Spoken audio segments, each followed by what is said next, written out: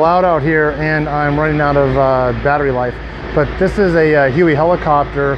I did fly around in these a lot when I was in Egypt, although they were painted a different color scheme, mainly white and orange, and this one's all green. Pretty well put together. When I was at Universal Studios about a week or two ago, the Walking Dead exhibit had one of these, whether it was real or not. They had one of these looking like it was crashed into the hospital there. Single engine in the back, the single, or just the one blade, or I guess the two blades, I guess. This was replaced by the Black Hawk. And with my military experience, what I remembered pretty much was coming back from Egypt, not seeing the Hueys anymore. The Black Hawks were coming in, and not seeing the old Willys Jeeps. The Humvees were coming in. So once again, I did check with the museum curator that photography and filming was okay inside and outside of the museum. This is all a bunch of armored vehicles. Some of them look very familiar to the ones we saw at Camp Roberts. I'm not going to go in, we can't climb on these ones. This is a Sheridan tank. I'll tell you when it was used mostly. World War II. So you'd see this in World War II. As a matter of fact, I think it was a Sheridan that was in the movie Fury. Yeah, I believe it was a Sheridan. And you know something? That one tank I saw at Camp Roberts that I wasn't sure was US or not, it was really shot up real bad and rusted. I believe, looking at this, I believe that was a Sheridan. You got some other armored vehicles there. Let's take a look. There's one I definitely want to get into on the backside. This is a M24 Chaffee light tank. To me, all tanks are heavy, but depending on who's shooting at you, it may determine if it's light or heavy. There is another mobile howitzer. We saw a couple of those at Camp Roberts. This looks like a little bit of a lighter vehicle with the open cupola up top. Looks more like it might be a belt-fed gun in the front. And two guns, one for each of you. Gun, twin, 40 millimeter self-propelled duster. Now, once again, if you're in the carpool lane, that guy pulls up behind you, you may want to consider moving around. A half track, another half track. That first one looked like it had an anti-aircraft gun on it. This one looks like it might have been more of a troop carrier with a rotatable 50 cal mounted on top there on a turret. Field artillery piece right there. Towed howitzer. And that vehicle probably towed it, and it was heavy enough to carry the weaponry, the rounds. I remember I came here years ago. I might have even had some older pictures. But it was probably when I was living up here. Here's another light tank. Looks like something World War I era. The gun is very, very small though. M3A1 Stuart light tank. 1941. Was used as a reconnaissance vehicle.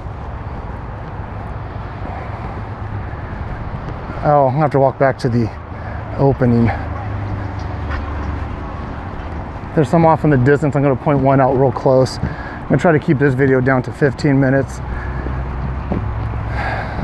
Here's a couple of Jeeps. I'm telling you, man, I'd love to get my hands on one of these. Perfect tow vehicle for the back of the RV. There's an old ambulance.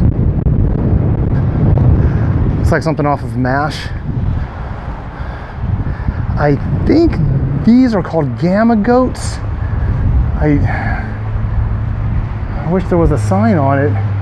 I've seen these, but I've never really seen them in operation. Let's see what it says here. Yeah, Gamma Goat, yeah. I'm right for once.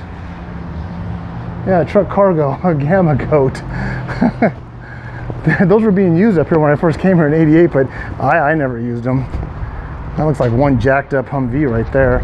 Oh, here's another style of dune buggy. I don't think I've ever seen one of these. Okay, I'm gonna take a break and walk out of here. Okay, I'm getting on to about 5 minutes, but I have a really funny story I want to tell you guys as I show you some of these vehicles. Let me see here. This is a big tank. Hey, what do you know? The M60 main battle tank, the one I was trying to find at Camp Roberts. So this was the main tank that was used when I was in the Army National Guard as a scout. I never rode in one. I've been in one, but I never really rode in one. And then this is that engineering tank we saw at Camp Roberts, but this one says combat. Oh yeah, combat engineer vehicle M728.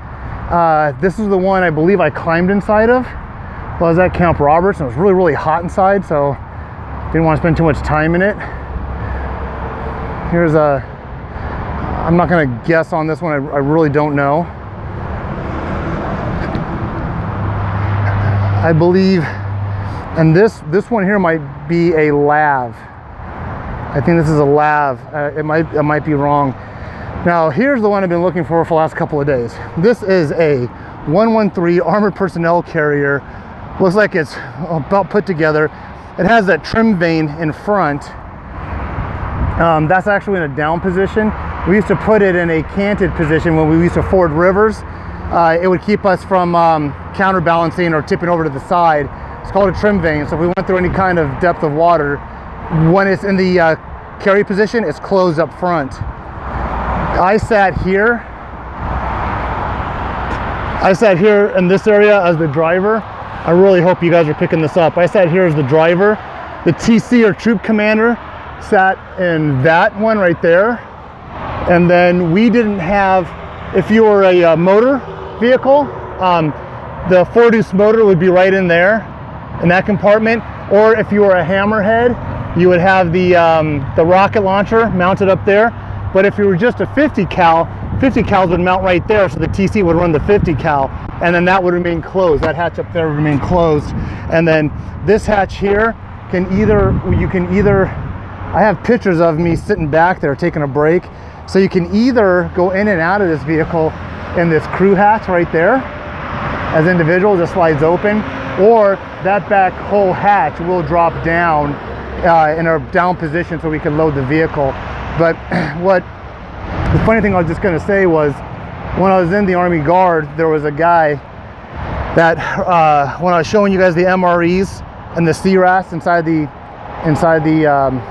inside museum, the first video of this, I was talking about MREs. Well, we used to trade them a lot, like kids would trade meals at lunch, like at school. Well, this one guy that we were with, oh, by the way, that noise is the beautiful I-5 right behind me. Yep, you get on that, it'll take you right to LA. So anyways, he liked this one product called Ham Slice. That was the name of it, Ham Slice. Every time we ate, hey, got a ham slice, got a ham slice. So then he'd always call us homie. Hey homie, what's up Holmes? What's up homie? So at one point when we were doing some maneuvers, we got some sidewalk chalk and we're writing our call signs. They called me Cornholio. So I'd be sitting in the troop hatch here, the driver's hatch, and over here there would be a writing that said Cornholio, and that was all right. The troop commander was Razorback, so we wrote Razorback right here.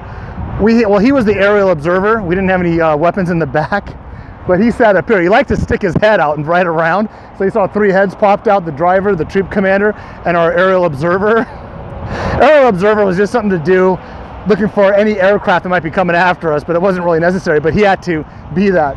So his call sign, we called him Home Slice. It was a combination of him always liking the ham slice meal for the MRE and him calling us homies or homeboys. We called him Home Slice, and he would come out and he would erase it all the time, and we'd put it right back. And then he finally gave up. He quit erasing it. So the whole time we're out there on maneuvers, it said Home Slice in the back, and he wasn't very happy about it. But yeah, that was some memories when we used to drive around on this, and I hope that you guys could see that top area, the top cupola. I'm trying to angle it up so you can, but yeah, that's it. This is the 113 APC, or Armored Personnel Carrier, and if I get a chance to post some of my older pictures on Facebook, I'll show you some of the stuff we used to do with them. I think I have them in different configurations too, while we trained up at Camp Roberts and Camp San Luis Obispo. Hey, this is it for this video. Keep it under 10 minutes. Like, subscribe, don't forget to get out on the ride. Life's an adventure, make your journey a good one.